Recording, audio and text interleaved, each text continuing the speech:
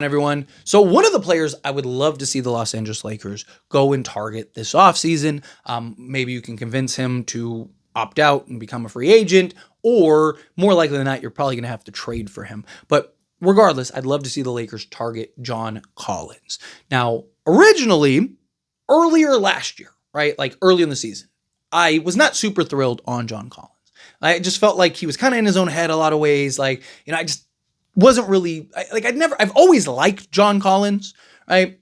I've always thought he kind of got the poo-poo end of the stick in Atlanta, right? The guy was like a 20-10 guy in Atlanta and just doing everything. And like from the moment they drafted him, they were like, yeah, we're going to get rid of this guy. And it was just like, it's just like really weird, right? Like the way Atlanta viewed John Collins, right? But then he was really good with the Utah Jazz, shooting the basketball, defending, playing multiple. I mean, he was slotting in at times at the 3 through 5, right? And his versatility, and he really I was like, you know what? He'd be great. And also, as the season progressed, the blatant needs and lack of athleticism and issues like really started to show itself. Lakers were having a good season, but there were still issues. And it's just like the more that I thought about John Collins, the more that I watched him play, right? The more that I kind of envisioned him, the more I was like, okay, I think there makes sense there. And then we got Luka.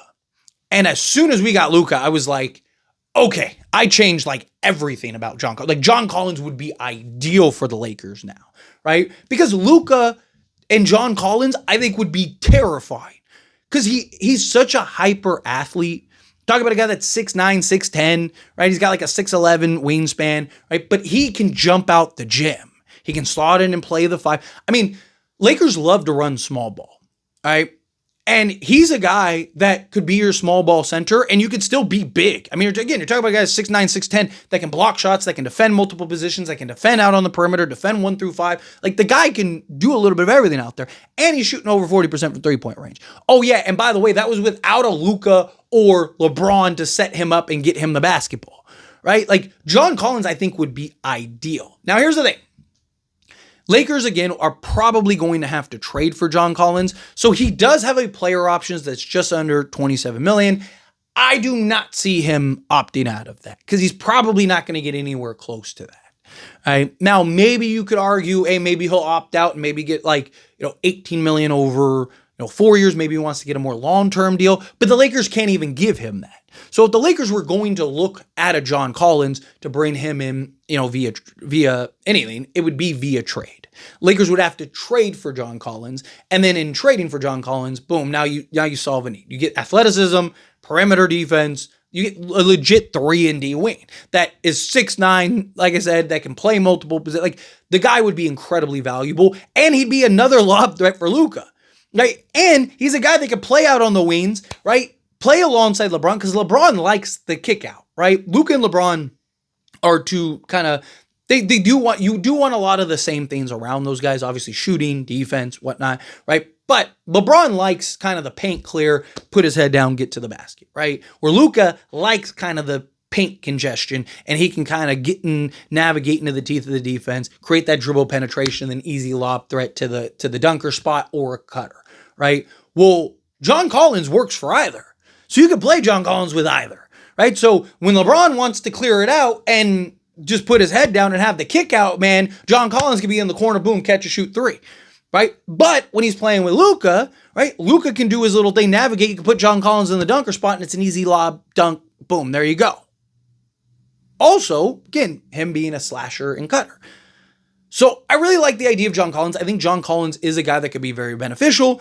I'd like to see, can you get other things alongside John Collins, right? Like, can you maybe get a Walker Kessler and give up an Austin Reeves, right? If you told me you turned Austin Reeves and like Gabe Vincent or something like that, well, I guess you'd have to give up more than that. So let's say Austin Reeves and Rui Hachimura get you about close. Maybe throw in a Shake Milton, who's like a non-guaranteed, right? If you told me you gave up that for John Collins and Walker Kessler, and maybe if you could get like, can you get a like a Hendricks or like a Sensuba, something like that, right? Just depends on how much does Danny Ainge value Austin Reeves. I wouldn't hate something like that at all, right? I don't know if the Lakers would do that, but by definition, the Lakers want foundation pieces for now and the future, not just the short term. John Collins is 27. I mean, he's a guy that could be for the next 5 years, at least 6 years, right?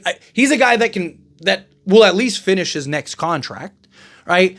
And then you'd also get a center for the next 10 plus years in Walker Kessler. So to me, I think that's great. And then when LeBron retires, you could have John Collins at the 4, Walker Kessler at the 5, go get, 2, 3 and D wing, and then Luka, and you might be able to get that other star or whatever, right? Like, so point is like, I think there is a lot to be argued with a John Collins that could really be beneficial to the Lakers and really put the Lakers in just a better position. I mean, just the athleticism alone would do wonders for the Lakers. Lakers desperately need athleticism.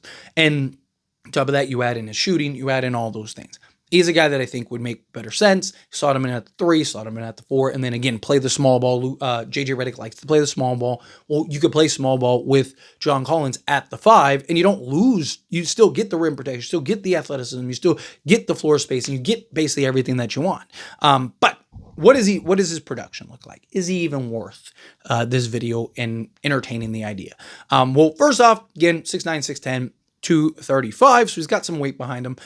He's not like 250, 260, where it's like he can bang with Jokic or anything like that, but he does. Again, he's athletic, he can run the floor, do a little bit of everything. But you look at this past season, right? In 40 games for Utah, he played 30.5 minutes per game, took 13.3 field goal attempts per game, shot 52.7% from the field, shot 40% from 3-point range on 3.7 attempts, and then 2-point range on 9.6 attempts, shot 57.7% at an EFG of 58.3%, shot 84.8% from the free throw line on 4.1 attempts, averaged 8.2 rebounds, 2 assists, a steal, a block, and 19 points per game, right?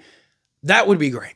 Right? Like, look at what like Aaron Gordon is doing for Utah or for Denver, right? And a lot of it is just hustle and his athleticism, right? Like, well, one, he's developed into like a 40% 3-point shooter, but it's also just, again, him being in the right position, having the athleticism, and then having, just the hustle.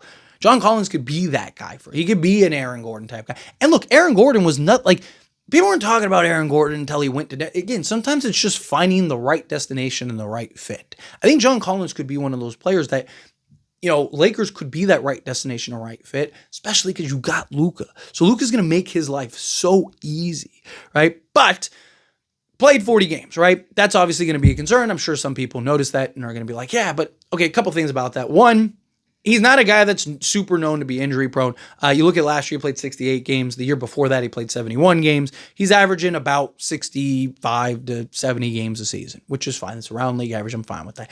But also part of it is Utah.